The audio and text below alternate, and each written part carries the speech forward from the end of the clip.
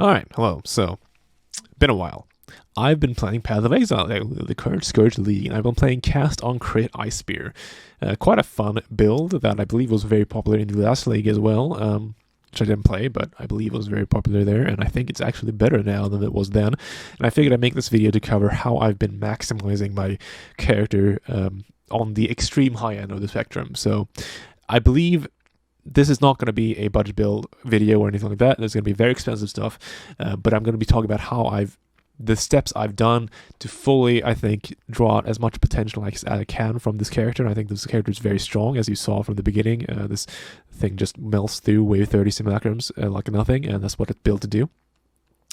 I believe there's space for these types of videos in the POE YouTube community, whatever. I think talking about how to maximize builds is fun, and it's the stuff I enjoy most about POE, so let's just keep it up front. I know this stuff's all very expensive, but I think talking about it is interesting, and that's why I'm doing this video. So, okay, let's go over the build itself. So it's a Cast on Crit Ice Spear.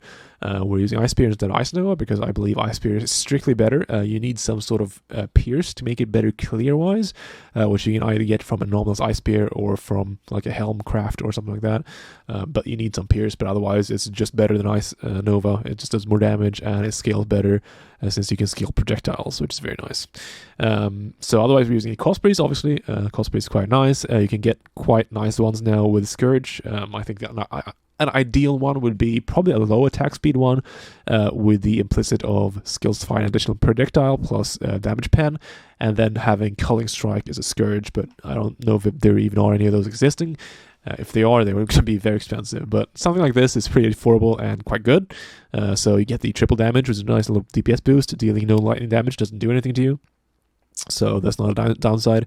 And the generally the crit multi implicit is actually going to be better than a lot of the other crit ones. Like even just like in some cases, even the additional projectile one will actually be worse than just keeping the crit multi.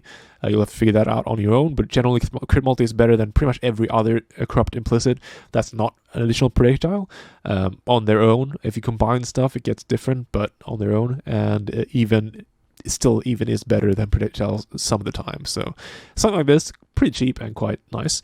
Gem-wise in here, we're using Frost Bomb and Creeping Frost, pretty standard stuff. And for our third link, I'm using Power Charge on Crit. This is a flex slot, you can use whatever. I use this because it gives us fast power charges on single target fights, which is something we don't get otherwise, since for reasons I'll go over in a bit, all our spells are pretty much free, which means that the only other source of single target power charges we have, which is our ascendancy of spending 200 mana, doesn't actually really apply because we don't spend a lot of mana. The only thing we have that costs mana is Vortex, which costs 2 mana, and you can see the attack rate on that is not very high, so spending 200 mana with that is going to take a fucking shit ton of time. So that's why I use this. You can put Ice Golem in here if you want help for your accuracy and crit. Otherwise, you can just put like a frost, like a ice freezing pulse or something in here if you want. It's flexible, but that's what I use. Otherwise, you're using standard Vortex on left click to apply curses, so Vortex, Hex Touch, and Frostbite, and then we use Bone Chill on that for extra damage. Pretty standard stuff. And otherwise, we are also using a defensive layer of Molten Shell. Molten Shell is very strong, and I think it's stronger than Immortal Call in most cases right now, especially with a recent armor buff. And I'll go over how we get armor because we have a lot of it, which makes Molten Shell even better. And we're using that with a cast on damage taken and increased duration, which makes something like, all Vault Molten Shell here you can see lasts almost 18 seconds, which is very strong. So otherwise, skill-wise, we're using this standard setup of GMP, Awaken, Cast on Crit, added Cold, Inspiration, and Cyclone, Ice Spear, obviously. The flex slot here is added Cold. What you can do is you can drop this for increased crit strikes for an easier quick cap. You lose a lot of damage on this, and there are better ways of quick capping, so I advise not doing that. But if you need that early on, you can do that. But it will lose you a lot of damage, and it will lower your damage potential quite a bit. And I'll go over that when we get to the POB section. So, the interesting part about this build is all the auras we're running. So, we're obviously low life, which means we have a lot of auras, but we have even more now than we could before with the mana reservation changes from this league, or this patch rather. And since there were a lot of defense buffs, I'm building a lot of defense, because again, I'm building this for level 30 or wave 30 simulacrums, because that's what I've been enjoying farming, and I'd say almost by far the most difficult content in the game right now. If you get used to doing those, every other piece of content in the game, like the Feared, is just literally nothing. It feels so easy.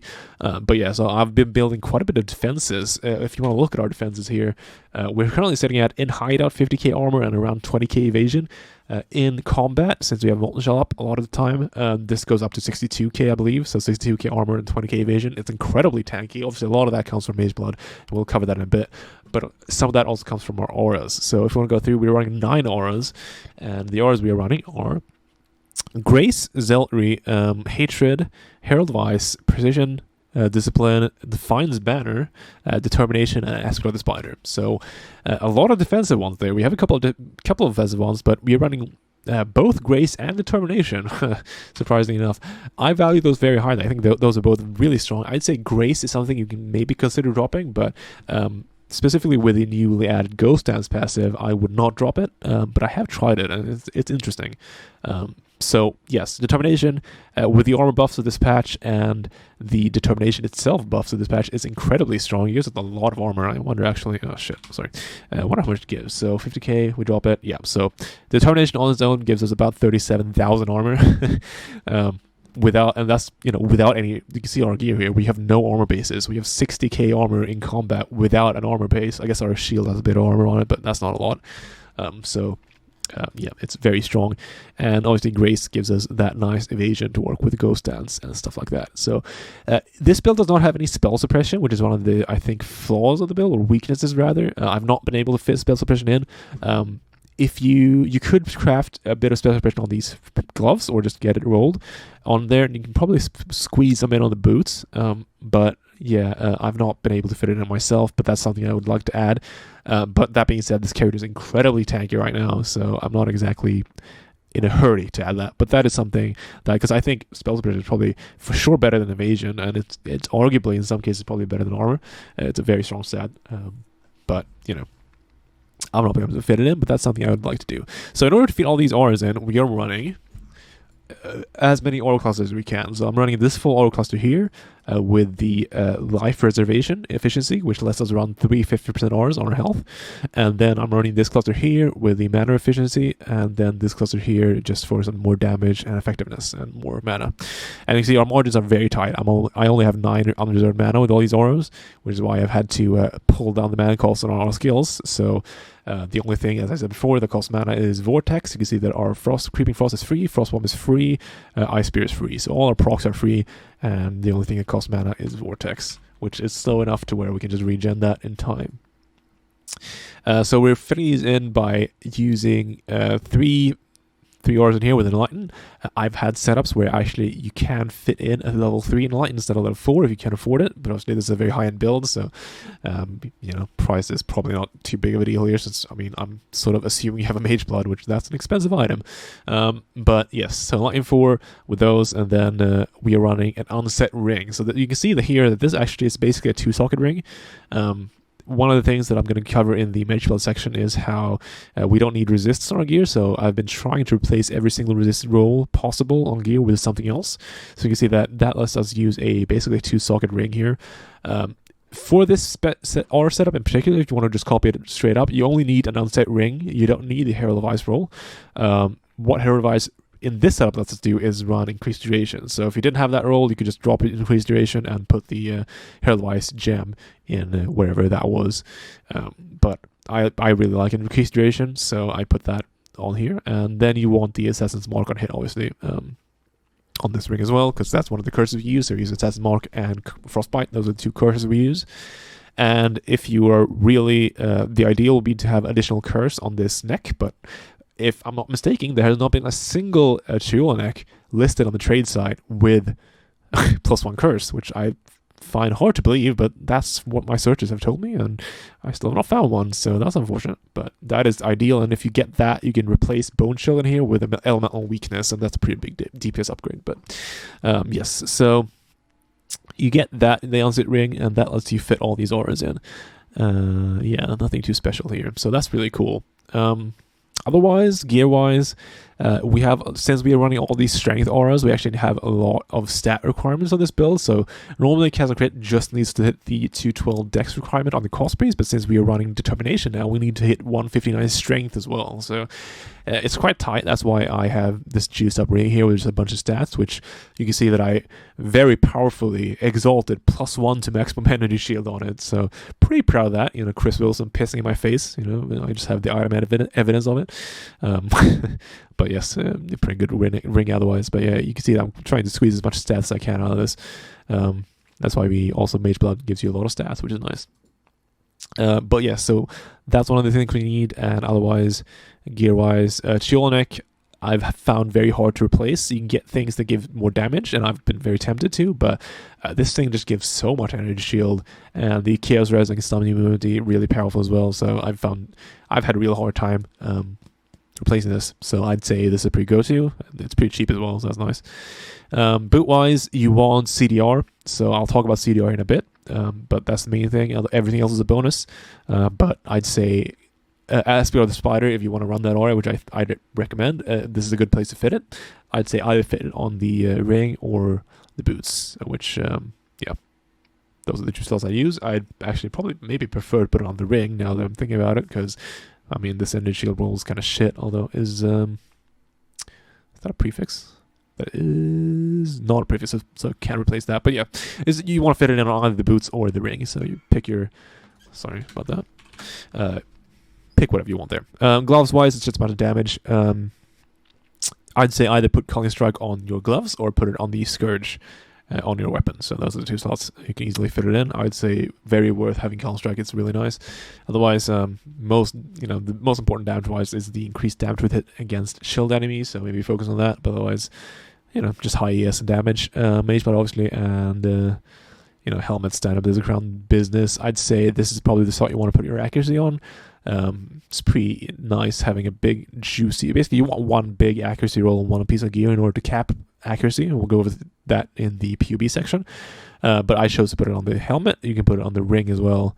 But usually your ring suffixes are kind of stacked because you need a lot of stats and you need curse on this one, so it's kind of a difficult fit, but which is why the helmet's nice for it. But yeah, that's pretty much it. I think we went over the gear quite well. So let's talk about Mageblood. So I think people have figured out now that Mageblood does not actually add a lot of just pure damage to your builds. It mostly adds, comfort with not having to use your left hand at all, and a lot of defense. So that's mainly what it gives us. It gives us a lot of defense. But seeing as we're casting crit, Mageblood actually gives us some unique stuff that helps us gear easier. So it solves some of our some of the caveats of cast on crit recently. So one of the big caveats on cast and crit is the mana cost. Since last league's nerfs, I think that was last league, right, when they made all the triggered skills cost mana. Maybe it was, yeah, I think that was last.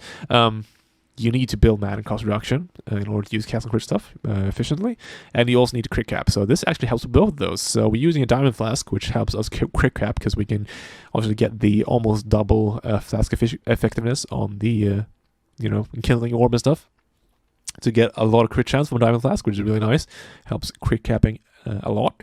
And we also get this Betrayal Craft, I believe it is, of 25% reduced mana cost of skills during Flask effect. You get this from unveiling Cinder Swallow urns. Is one of the things you can unveil, and then you get that craft, and you can just craft that on there, and it's very powerful. It helps our mana a lot. So you might have been able to see that I'm currently using 2 of these minus mana cost crafts. In theory, if you're not running as insane amount of hours than I am, if you maybe drop one and you have more mana on reserve, like 50 or 60 or 70, you can actually drop one of these crafts very easily, and basically just run this flask, one of these crafts, and the inspiration support, and that's it. Your mana is fixed. You'll be totally fine. But since I only have 9 mana, we're a bit more limited, so I have to have 2 crafts, but I think that's fine. But yeah, so that's really nice with Mageblood. Otherwise, Mageblood just adds us a lot of armor and defenses, so I'll go over what I'm using. I'd say Mageblood setups are pretty flexible. I've personally chosen to go with a lot of armor, as you can see here. But I'd say one of the things you always want is a Quicksilver. Pretty obvious why. You get a shit ton of movement speed from one of these. So obviously the suffixes of these flasks, you can move wherever, but for simpleness, just because it made sense to me, I put the movement speed 1 on the movement speed flask. So, basically this is what I'd say. This is always a lock for Mageblood, I'd say Quicksilver and Diamond for cast on crit. These two you always want. And then these two are kind of flexible. So I'm using a Granite Flask with the added armor roll for the suffix. So that gives us a lot of armor. Show you the armor it gives. It gives us 33,000 armor. That's with determination though. So, but yeah, it's very powerful. And then I chose to use another armor flask with the Basalt Flask, and I used the Elemental Res Craft on it, or suffix on it, to cap our resists. So this flask is kind of a flex slot. I'd say you can use a Jade Flask here if you want. You could also use, none of these two salts. You can also use the Sapphire, Ruby, Topaz Flasks to get more elemental damage reduction, which is quite nice. Or you could use an Amethyst Flask here to nearly cap your Chaos Res. So an Amethyst Flask plus the Shield Neck gets you very close to capping your Chaos Res with just those two pieces alone. And now there's not a lot of content in game that actually requires you to cap your Chaos Res, but it can be nice, especially for Wave 30 Simulacrums, because Crosis, who's the most difficult part of those maps, that dude actually converts a lot of his damage to Chaos. So having capped Chaos Res there helps quite a bit. So you might want to consider doing that. But personally, you get to a point where your damage just kind of scales hard enough to where you can almost one-shot him or kill him quickly enough to where he doesn't really get to do much, and you won't need that resist as hard. And for every other piece of content in the game, I'd say Amethyst is overkill. So yeah, as for the elemental resist craft, that is something a lot of people take for granted with Mageblood, is that you use either a flask slot or a suffix slot to get this resist, because it's just so strong and it frees up all your gear. And I'd say yes, but also, so a lot of the opportunity cost with that is that you replace all your resists rolls on your gear with damage rolls or stat rolls. Now I'd say that in some cases with gear and with builds, that can be very difficult. So you might want to, before you just auto put this on, you might want to look over your gear and look over the trade site to see how easy it is for you to replace every single stat on your gear with a more damage stat that resists, because that might be very tricky. And if it is very difficult, it might not be worth having it on here. It might just be worth capping resist through gear anyway. So basically what I did before I used this, and I've swapped suffixes on this quite a bit, I only recently started using the Elemental Res one, was that I just used these two ring slots to stack a bunch of resists, because you can really get a lot on rings, and then like a jewel or two was enough to put me at resist cap and even a bit above for LO weakness. So it's really not super difficult to get resist capped, but I think having it on here, it does allow us to get more, just pure stats to fix our stat deficiencies and requirements for the auras, and yeah, it just frees up a lot of stuff. So I prefer having this on. But if you don't have this on, you can put something like full curse immunity on. So I have a flask with that here. You can look at the suffix on this flask, see reduced effect of curses on you during flask effects. Obviously, with our flask increased flask effect stuff on here, this is 100% reduced effect, which basically makes you curse immune, or just straight up makes you curse immune, which is very strong.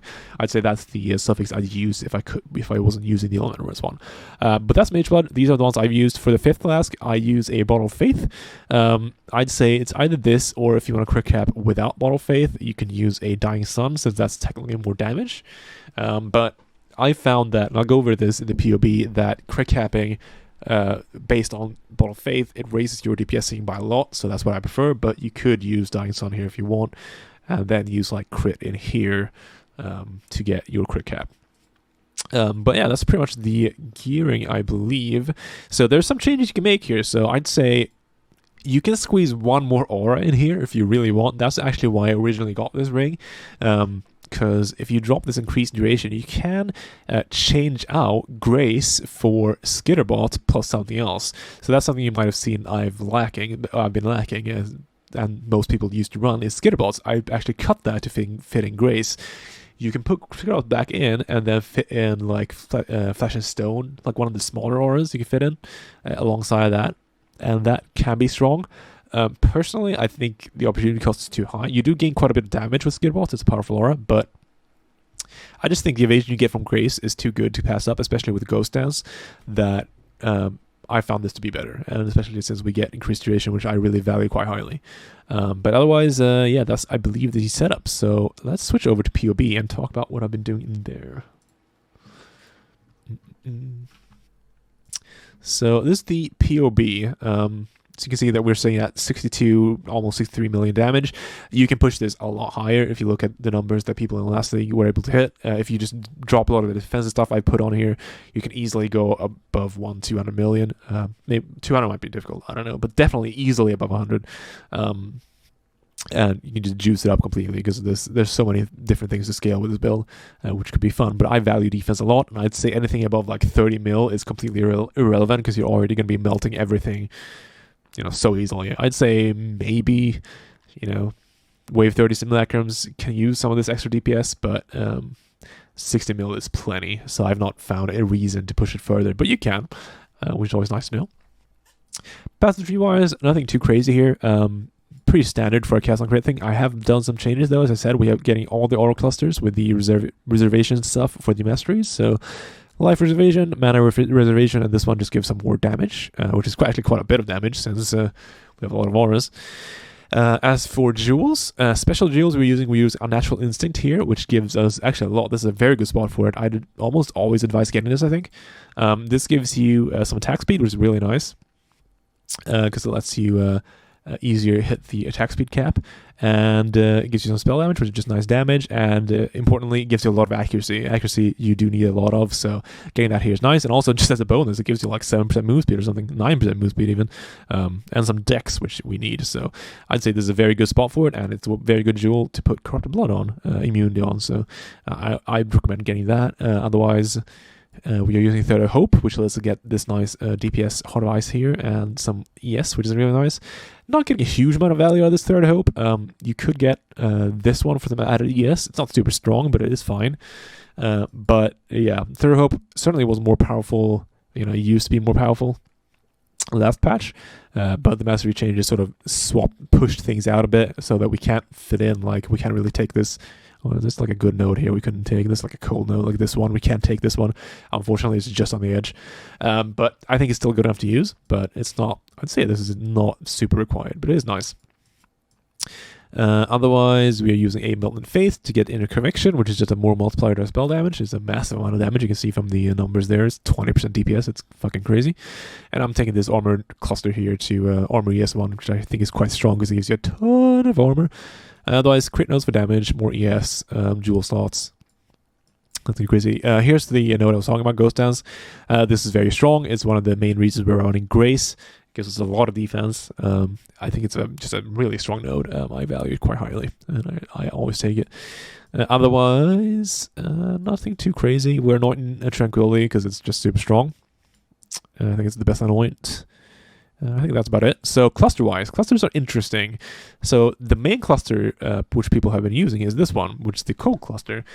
These are very expensive. So this is the exact one you want. You want an 8 passive one with these exact skills. But yeah, this puts Prismatic Heart and Blanketed Snow close by here, which are the two notables you want, and then puts Widespread Destruction, which you don't want, back here, so you can skip it.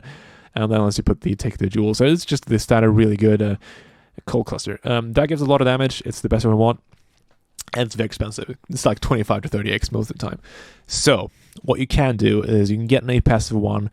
I don't know the exact skills you need on it. You'd have to test this yourself in POE to check it out. But you can get an 8 passive one that is exactly like this, but instead of this Prismatic Heart notable, there's just a small passive here.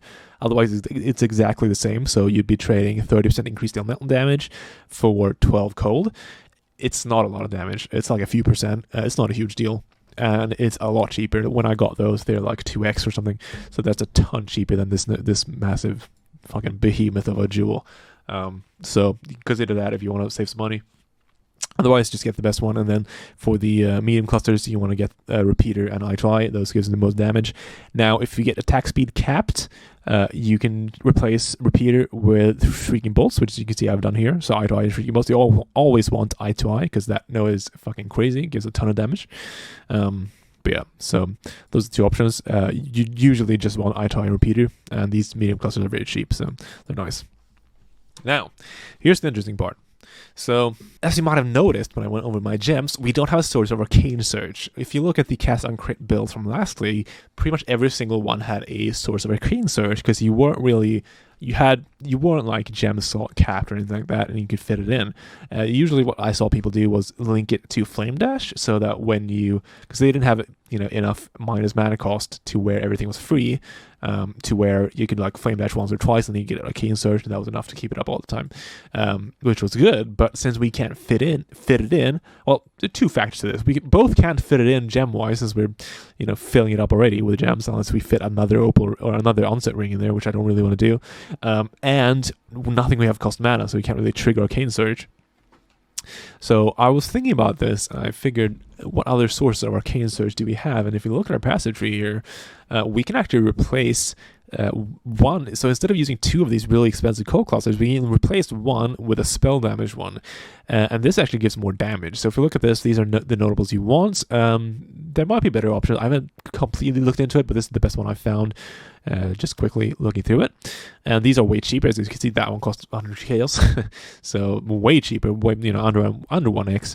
And the 30% more spell damage I've added there, because this node here doesn't actually work in POE to add Arcane Surge, so I had to manually type what that would give. So Arcane Surge gives 13% more spell damage, so I had to add it in here, so you can just ignore that. But the notable it gives is Arcane Heroism, which lets you have Arcane Surge on bosses all the time. Basically, this just reads permanent uptime on Arcane Surge on unique enemies, which is very strong. And it also gives you this Essence Rush node, which is just basically 40% increased damage and some attack speed, which is very powerful as well. So this is a very cheap cluster that we basically, when I figured out you can use one of these, it just felt like I made 30x, because I could sell my old one, my old CoC cluster, and this netted me more damage, so it's quite nice.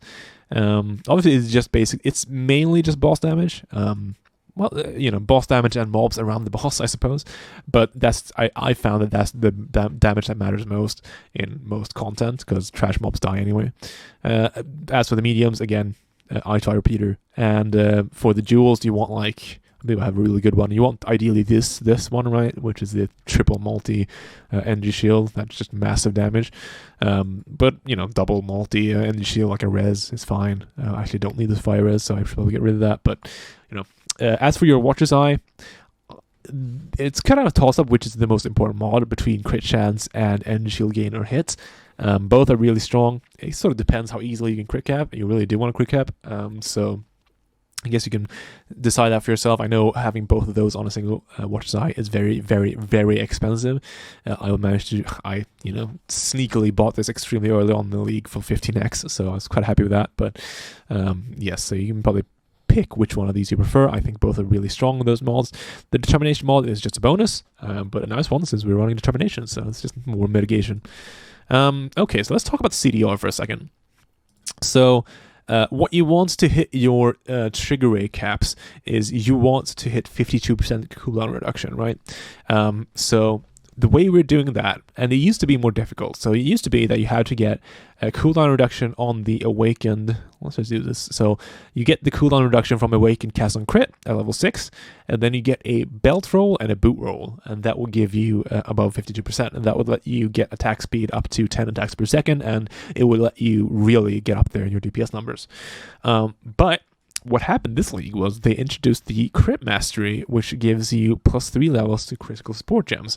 And you could obviously get this last league as well if you had a +2 chest, but those are very expensive and difficult to get. So this is actually way easier. I'd say this mastery actually for most builds is pretty poor, but for all builds it's kind of insane. So that lets you get a Wicked Cast on Crit at level 9, which gets you, how much is it? 34% cooldown reduction, which means that you only need one single 20% or even 18% CDR roll on another piece of gear, which frees up a belt slot, which means you can run Mageblood or Headhunter, right?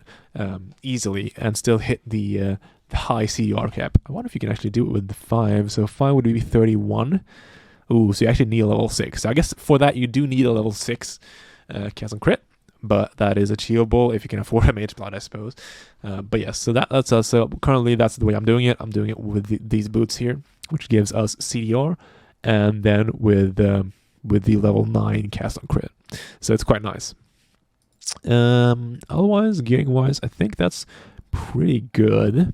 So let's talk about our crit caps. So as you can see right now, we are only crit capped when we have both Assassin's Mark and Bottle of Faith up. Otherwise, we are quite far away from crit cap. I guess this is we're quite far away, so you can see you get all the way down to 65% crit. I think this is the way to go. So this might seem weird, but if you look at our DPS numbers, so this is basically our trash DPS, right? If we switch over to Ice Spear, so it's still at 30 mil, so it's still extremely high, and this is still enough to melt any single trash, any single white mobs or elite mobs, or whatever in the game, rare mobs. As you see from the Simulacrum run, I'll probably put it in the background or at the start or the end of the video.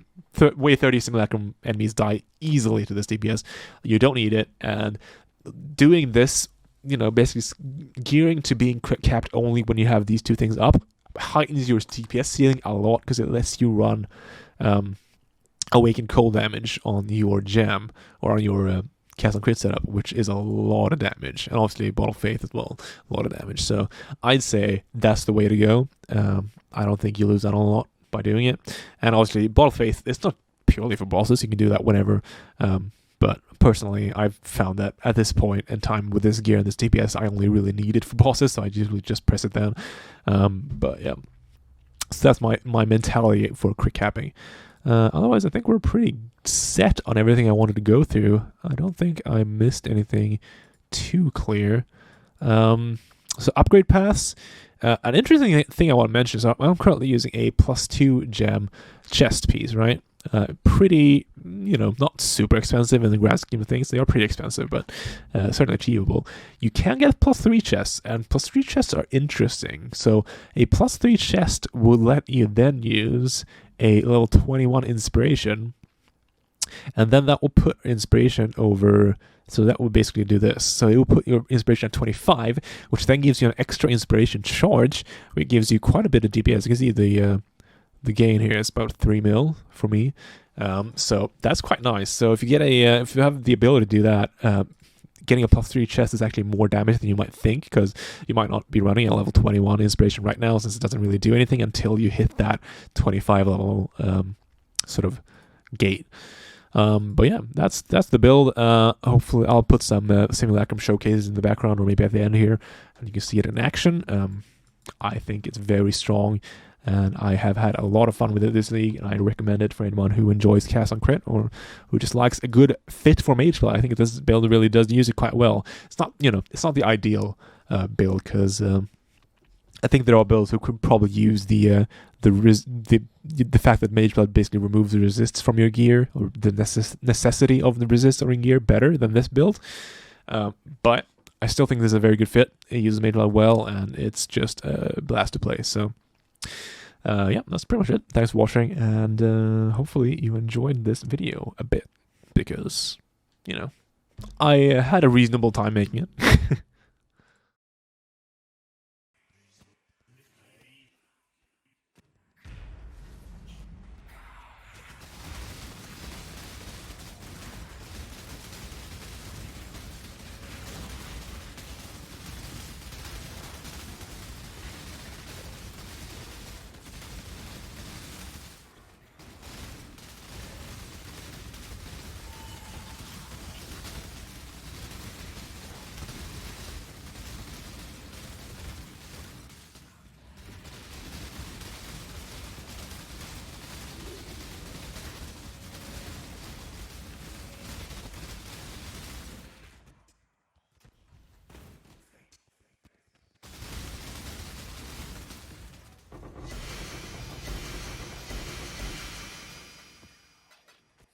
When I'm ready, and not before.